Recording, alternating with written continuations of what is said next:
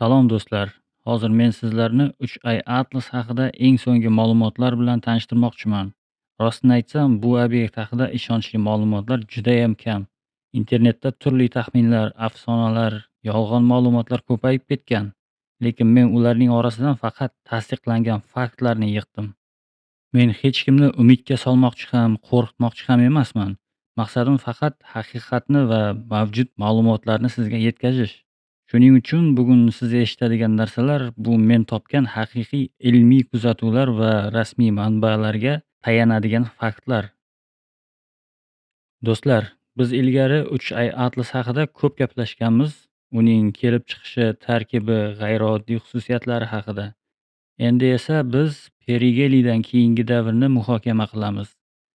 2025-yil 29-30 oktyabr kunlari 3i Atlas Quyoshga eng yaqin nuqtasidan o'tdi. Shu vaqtdan beri u Quyosh orqasida bo'lganligi sababli bir necha hafta davomida uni kuzatishning imkoni yo'q edi.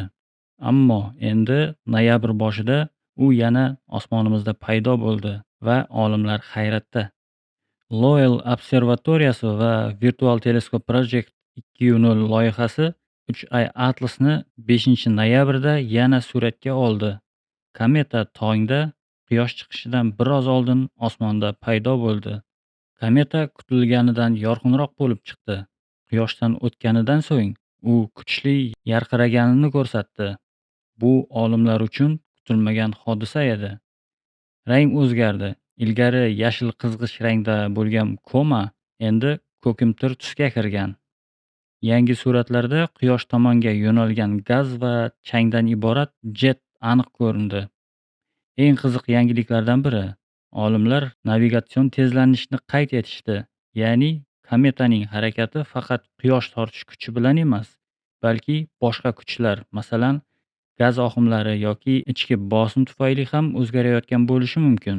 Ba'zi manbalar bu holatni Oumuamuodagi holatga o'xshatishmoqda. Shuningdek, The Debrief nashri hatto texnologik obyekt bo'lishi mumkinmi degan savolni yana ko'tardi. Ammo NASA va boshqa rasmiy kuzatuv markazlari buni hali g'ayritabiiy deb baholamayapti. Ular uchun bu ehtimol Quyoshga yaqinlashish paytidagi kuchli gaz chiqishlari natijasi bo'lishi mumkin. Rangning o'zgarishi bu kimyoviy tarkibdagi o'zgarish belgisi bo'lishi mumkin. Masalan, ichki muzlar erib, yangi gazlar SO2 yoki ammiak chiqayotgani tufayli bo'lishi mumkin. Yorug'likning oshishi esa kometaning parchalanayotgani yoki faol jetlar hosil qilayotganini anglatadi. Nogravitatsion harakat bizga bu obyektning ichki dinamikasi haqida ma'lumot beradi. Agar bu kuch uzoq davom etsa, ehtimol kometa o'z o'qi atrofida g'ayritabiiy tarzda aylanayotgan bo'lishi ham mumkin. Yangi kuzatish davri, ya'ni noyabr-dekabr oylarida biz uni yana teleskoplar orqali batafsil o'rganish imkoniga egamiz. Ko'pchilik olimlar hanuz 3i Atlasni tabiiy yulduzlararo kometa deb hisoblashmoqda. Uning komasi, gaz chiqishi, jetlari bularning barchasi kometalarga xos belgilar. Garvard professori Avi Loeb bu versiyani butunlay rad etmagan. U aytadiki, agar bizda noaniq tezlanish, rang o'zgarishi va g'ayrioddiy chiqishlar bo'lsa, bu tabiiy bo'lmagan sabablar ehtimolini ham istisno etib bo'lmaydi. Ammo hozircha bularning hammasi faqat taxminlar. Umuman olganda, ekspertlar taxminiga ko'ra 90% tabiiy kometa, 10% yoki undan ham kamroq texnologik yoki g'ayritabiiy kelib chiqishga ega obyekt bo'lishi mumkin.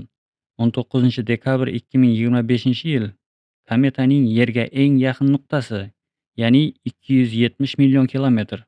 Shu paytda u yanayam yorqinroq ko'rinishi mumkin. 2026-yilning boshi GWST, Hubble, Spherix kabi observatoriyalar uni chuqur spektroskopik tahlil qilishni rejalashtirmoqda. Kuzatuvchilar uchun tong paytlari Quyosh chiqishidan oldin janubiy osmon ufqida kometani ko'rish imkoniyati bor. 3i Atlas bu hozircha biz bilgan eng sirli yulduzlararo mehmonlardan biri. U perigelidan o'tib, yana faol ravishda gaz va chang chiqarishda davom etmoqda. Rang o'zgarishi, kuchli jetlar, navigatsion harakat, bularning barchasi bu obyektni yanada qiziqarli qilmoqda. Ayni paytda olimlar hali xulosa chiqarmayapti, ammo bir narsa aniq: 3i Atlas bizga boshqa yulduz tizimlaridagi moddalar qanday ekanini bevosita ko'rsatib bermoqda. Yaqin haftalarda yangi suratlar, spektral tahlillar va kuzatuv natijalari chiqadi. Balki u o'zini oddiy kometa sifatida ko'rsatar, yoki biz kutilmagan narsaga duch kelishimiz ham mumkin. Kanaldan uzoqlashmang. Sog' salomat bo'ling.